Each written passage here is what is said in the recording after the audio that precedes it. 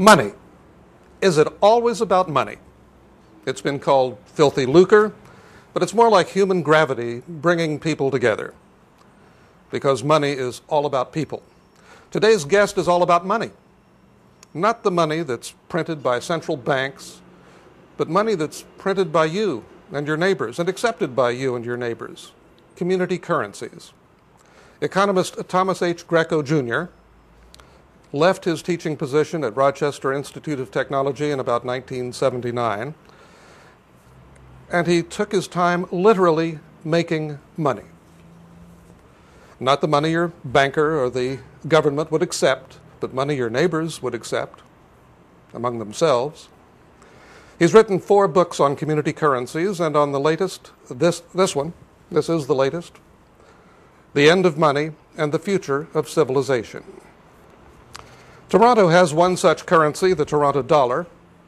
I'm Frank Touby, editor of the Bulletin, Toronto's downtown community newspaper. Tom Greco, thank you for coming. My pleasure, Frank.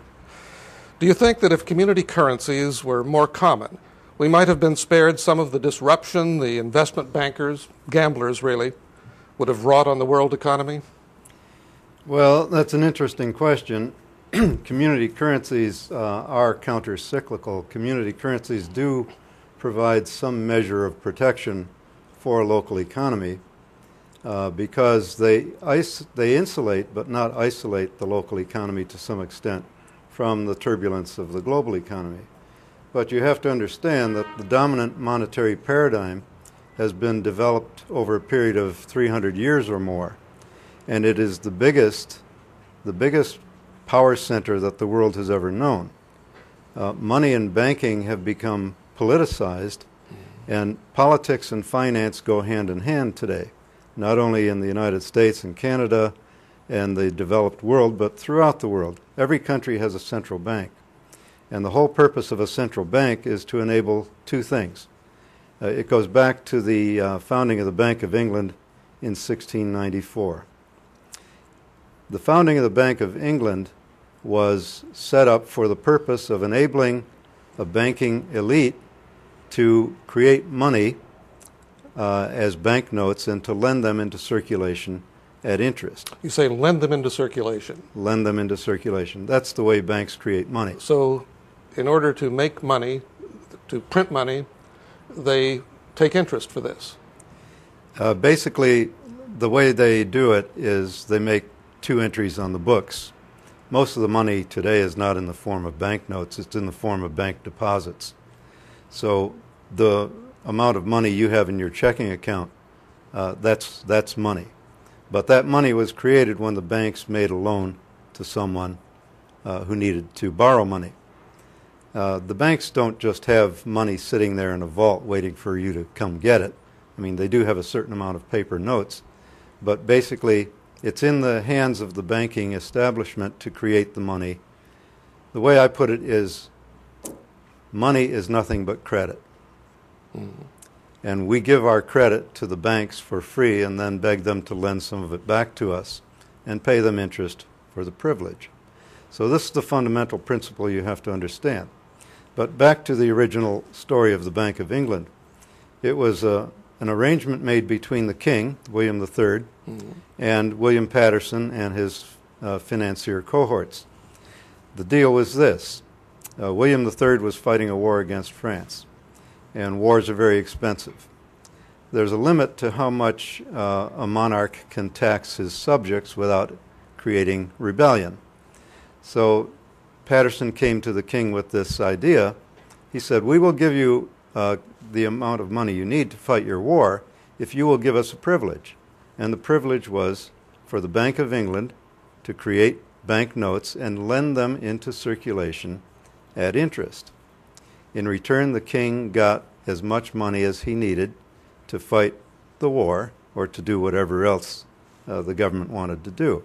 And that's the pattern today. If you take the Federal Reserve Bank in the United States, right. This is our central bank in the United States. And the basic function of the central bank is to finance the government debt. Recently, most of the U.S. government bonds that are being issued, I think about 70% of them are being bought up by the Federal Reserve. And where does the Federal Reserve get the money to buy those bonds? It simply creates it. Mm-hmm. This is the essential feature of central banking. Central banks can create money out of nothing. So if the government cannot sell its bonds in the market at the rate of interest that it wants to pay, which now is very low, then the Federal Reserve will buy those bonds. The central bank is the buyer of government debt, the buyer of last resort of government debt. The banks, of course, have the privilege of creating the money by lending to companies and individuals and charging interest on that money that's created. So I describe this money system as based on our common credit. You know, every national currency, be it Canadian dollars, U.S. dollars, or euros, or Japanese yen, is supported by the collective credit of the citizens in that zone. In the Eurozone, it's the citizens of Europe, or those European countries, whose credit supports the euro. In the United States, it's the citizens of the United States who support the dollar. And the central bank's currency in the United States, the Federal Reserve note, has privileged status because the government says, through legal tender laws, that you must accept this note in payment for all debts, public and private. Mm-hmm. So if I owe you some money, let's say $100, you must accept these Federal Reserve notes in payment for the debt. Otherwise, you have no further recourse in the courts. So there's nothing behind it other than credit. Well, there's no silver behind it. There's no gold behind it. Exactly. But that isn't necessarily a bad thing. You know, we went through an evolutionary process. Money has taken several different forms over time. If you look at the exchange process in its most primitive form, you have primitive barter. You have something I want, I have something you want, we make a swap and everybody's happy. Mm. But barter is seriously limited because if I have nothing you want, I can't get what I want from you. There's no barter transaction that's possible. So we have to open up the trading circle. We have to have some kind of placeholder or exchange medium that we can use to make the transaction. So over history, there were many different commodities that were used to serve this function. So this was the era of commodity money. Commodity money got us past the barter limitation. In the history of the colonies in North America, we had animal hides, we had nails, bullets, sugar, salt, tobacco. These were all used as money to some extent at one time or another. They were generally useful or acceptable commodities that people would accept in order to get past the barter limitation. So even though I might have no personal use for tobacco, I know that many others in the society do want tobacco, so I might accept that from you in payment for something that you want from me. How does this boil down then to a community currency? Well, let me continue with the evolutionary story. Okay. Typically, gold and silver became the favored commodities right. to use as an exchange medium. And so we had a long period of time where gold and silver coins were actually passed hand to hand as a way of transacting business. And then the banks began to realize that when they took deposits of gold from people for safekeeping, people didn't generally come to claim their gold. So they could begin issuing banknotes on the basis of something other than gold on deposit. You see, issuing a banknote on the basis of gold on deposit was a symbolic form of money. Mm-hmm. So if you came to my bank and you deposited your gold in my bank and I gave you banknotes in return, the banknotes served as sort of a warehouse receipt for your gold. And you or anybody else who had those notes could come back to the bank and say, give me the gold, and the bank would exchange the banknotes for gold. But this was a limiting situation because there's only so much gold available. And the exploitation of the Americas during the period of the conquistadors, that was all based on finding additional exchange media, gold and silver, that they plundered from the native peoples in the Americas and shipped back to Europe. So Europe had a booming economic expansion during that time because the monetary supply was expanded with all this American gold and silver. But then bankers realized that they could issue more banknotes than they had gold and silver on deposit. They could issue these banknotes on the basis of some other valuable collateral. And even though it wasn't immediately redeemable, since people didn't typically come to redeem their banknotes for gold, they could do this fractional reserve banking process. So the invention of credit money was not a bad thing. It was a good thing because it gave us a flexible monetary system where the money could be expanded in proportion to the needs of the business commerce. And the main problem developed because it was a more obscure kind of thing and more subject to malfeasance. The banks could begin lending money on the basis of collateral that wasn't valuable, maybe a signature note from some close associate of the banker, a note that might never actually be repaid. Mm-hmm. So the banks had the latitude to play all kinds of games and do all kinds of shenanigans in putting bogus, quote, bogus money into circulation alongside the bona fide money that was put into circulation on the basis of valuable collateral. Mm-hmm. And then when this whole process was politicized and you had the arrangement between the bankers and the monarchs, then you had legal tender laws enacted that forced the circulation of the money even though it was being debased. You see, in the absence of legal tender, if a central bank debases its currency, people will simply refuse it or discount it, and they'll choose to use some other form of money. But under legal tender, the law says you must accept this currency despite how badly it's abused by the issuing authority. So that's the predicament that we have today, and that's evolved over a period of 300 years or so. But now we're moving to the next level of evolution of money, which is something I call direct credit clearing, right, where the people, instead of giving their credit to the banks and then borrowing it back, we just give each other credit directly. And this is typical in business today. You have businesses transacting with each other on something called open account. Let's say we're both in business. I'm a manufacturer of toys. You're a retailer of toys. You send me an order. You want to buy, let's say, $50,000 worth of toys in anticipation of the Christmas buying season. So I ship you the toys on open account. That means I ship the toys and send you an invoice, and I give you a certain length of time to pay. Maybe it's 30 days or 60 days or 6 months, depending on the typical sales patterns within that industry. So it's a way in which businesses are giving each other credit on a temporary basis. Well, we can extend that both in terms of time and in terms of the number of participants in this credit process. So instead of me depending only on you to pay what's owed, if we associate a number of different businesses together in a credit clearing association, then it's the collective credit of all the players in the association that supports the credits.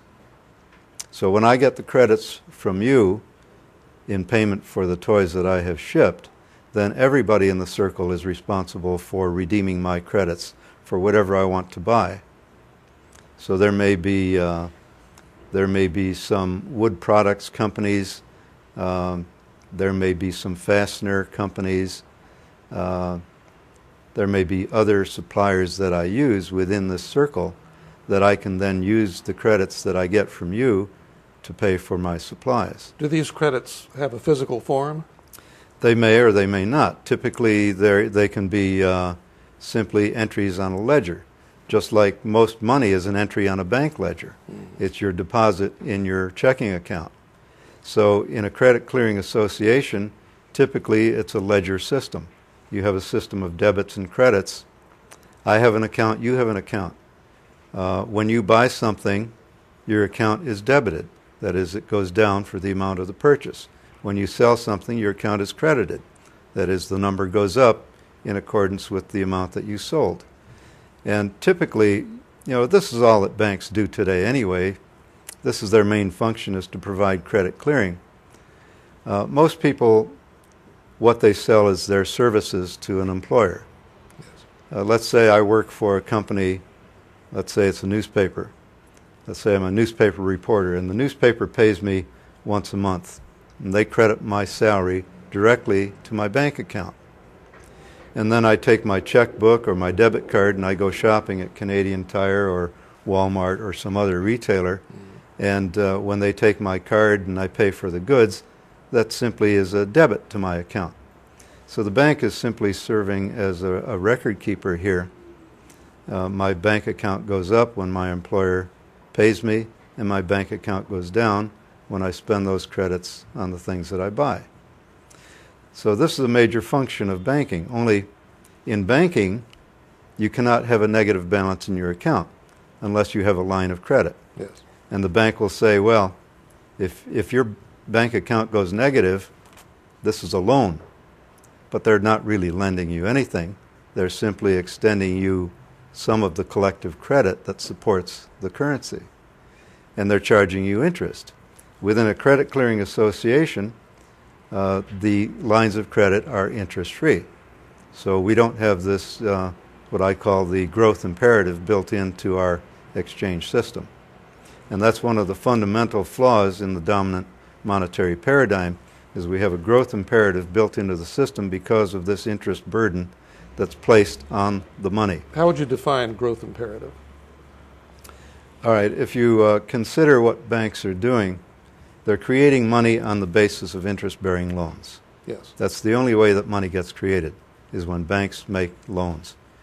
Since they charge interest on those loans, the interest accrues with the passage of time. Mm-hmm. If it's a 10% interest rate, and you borrow $100 today from the bank, in a year's time you owe the bank $110. Well, there's always a deficiency of money in circulation in order for everybody to pay what they owe, plus the interest. So the only way that I can, or you can pay the interest that's owed, is by capturing in the marketplace some of the money that somebody else borrowed into circulation. Uh-huh. So there needs to be a continual expansion of debt in the economy in order for this game to continue. And you can see that very clearly by looking at the debt growth charts over time.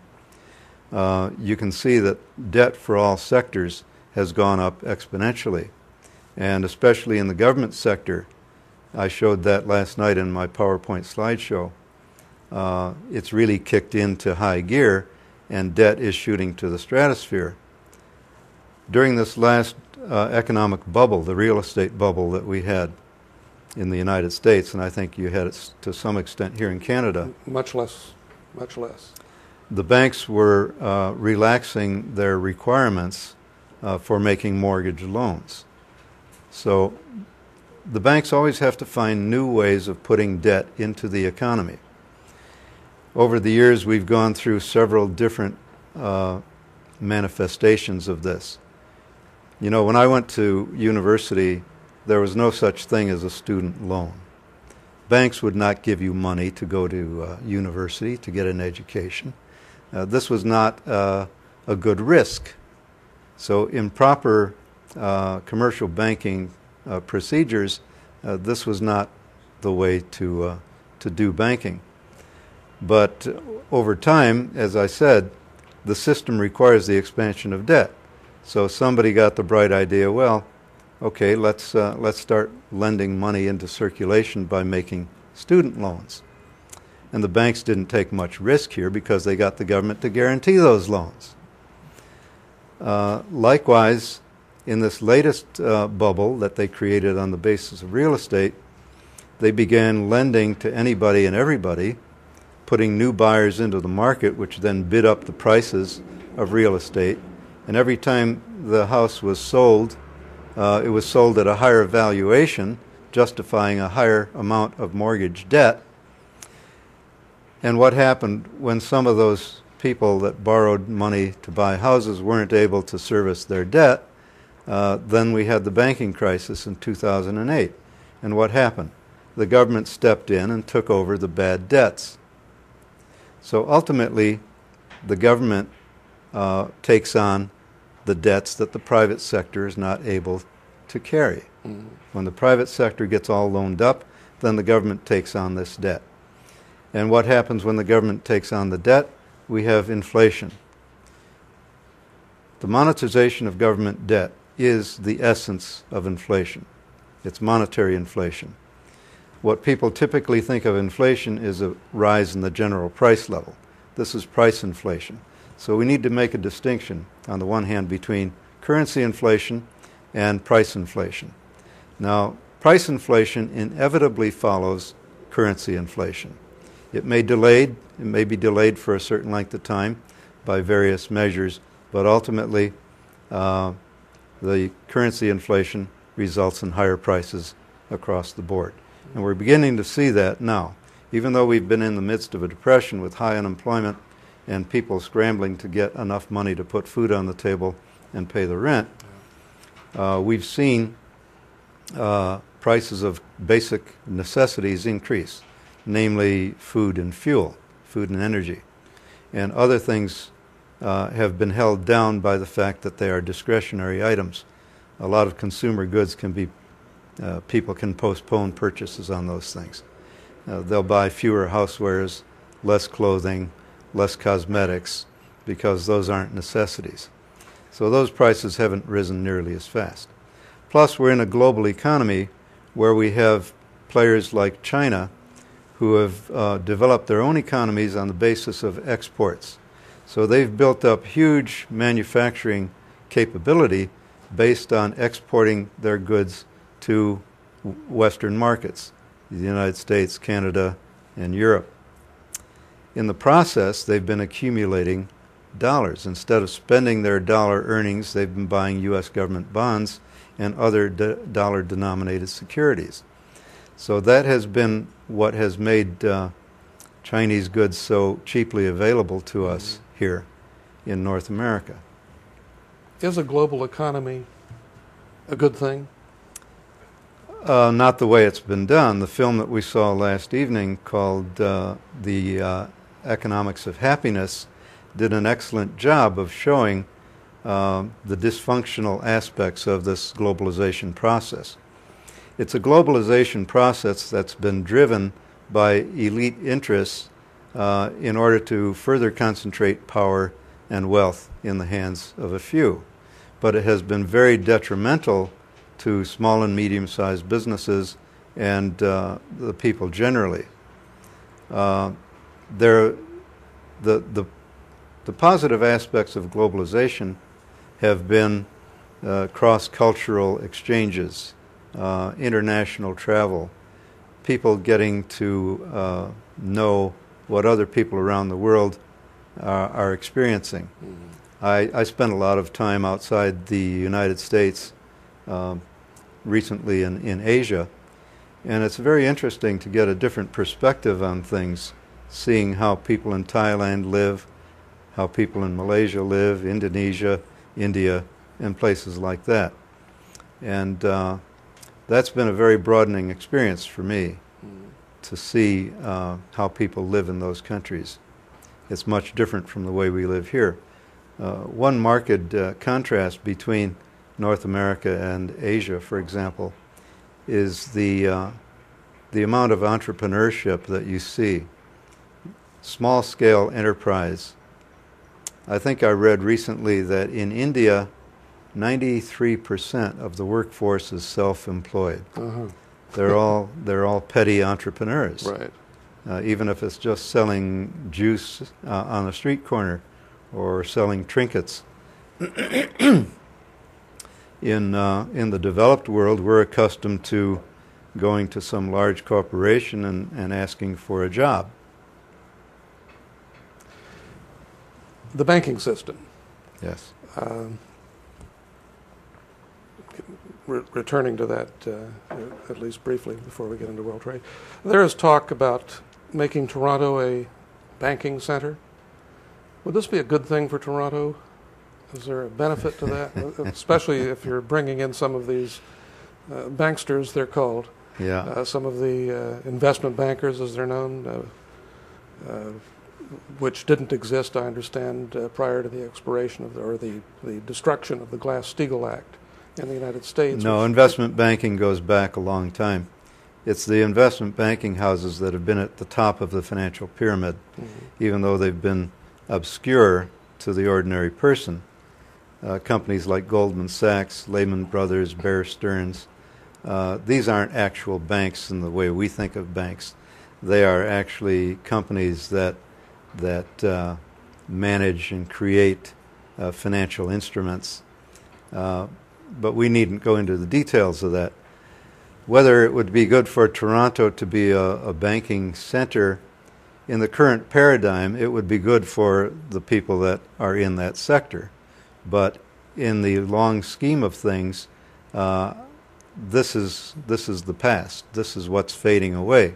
We're moving away from these centralized systems of money and finance. The wave of the future is decentralized credit clearing associations that will eventually be networked together.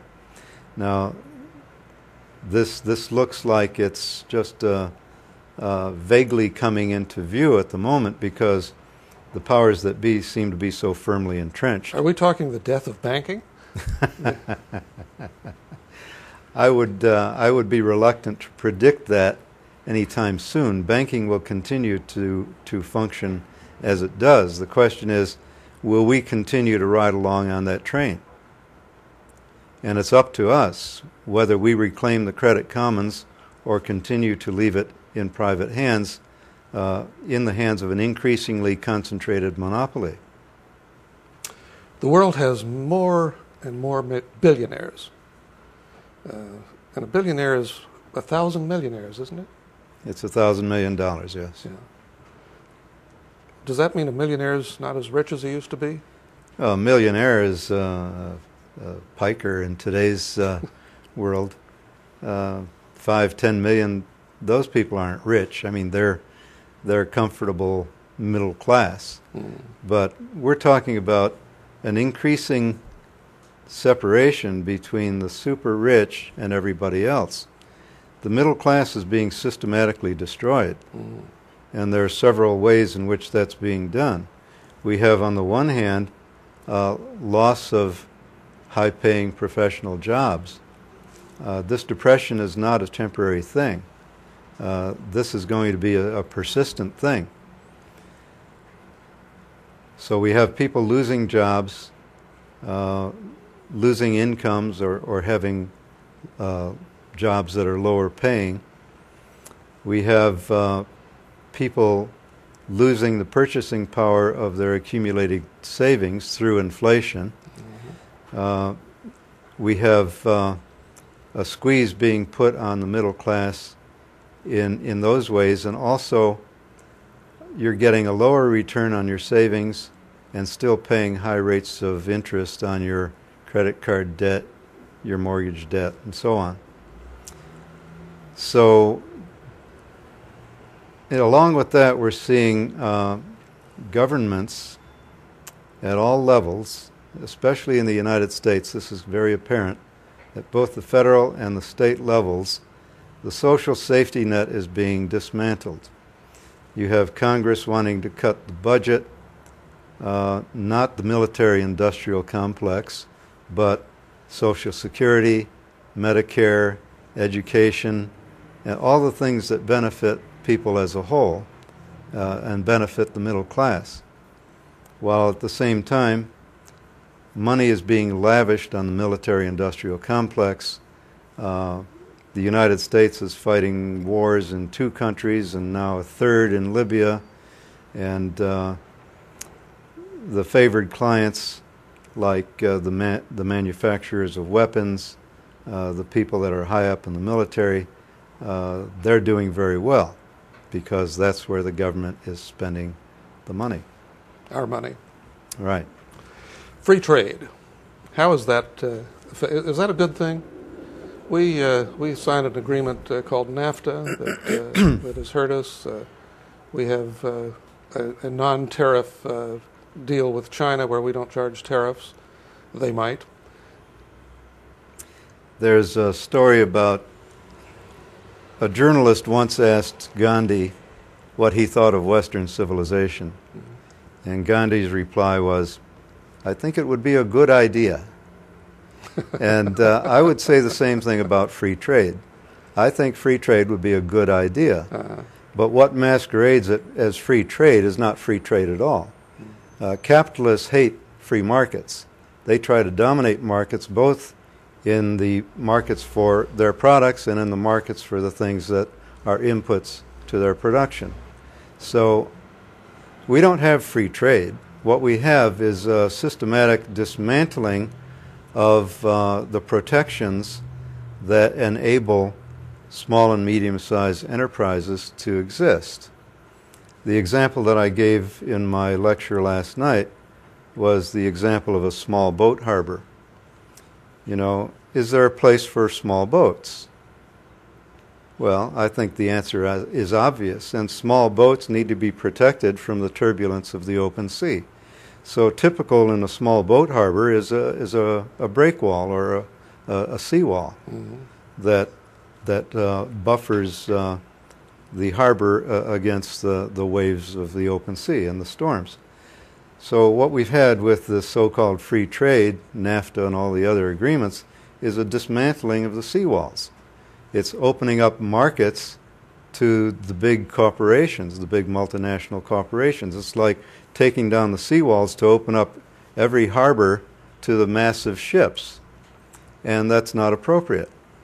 It's not that we want to isolate our local economies, but we want to insulate them from the turbulence of the open sea, of the global market. But that would mean regulation. Isn't well, that anathema? Regulation has been burdensome to small and medium-sized businesses, but there's been deregulation that has favored the large corporations. So it's not an even-handed kind of thing. You know, you have this perennial argument of economists between free trade and protection. And it's not a matter of either or, it's a matter of both and. You need to protect the markets of small and medium-sized enterprises at the same time that you open up to global exchange. But global exchange has been taken to ridiculous extremes. It's like countries are taking in each other's laundry. Again, the film last night made the point that countries are swapping the same things. California is sending oranges to Australia, and Australia is sending oranges to the United States. It's ridiculous. What's the point? The point is that there are a few people that make some money on these transactions. But it would be better for the planet and for the economy as a whole if we ate our own oranges instead of shipping them halfway around the world. And it's the same thing with many other products. Well, Tom Greco, thank you so much for sharing your viewpoints with us. It's been a pleasure to have the opportunity. It's been a great delight having you. Thank you, Frank. Thank you.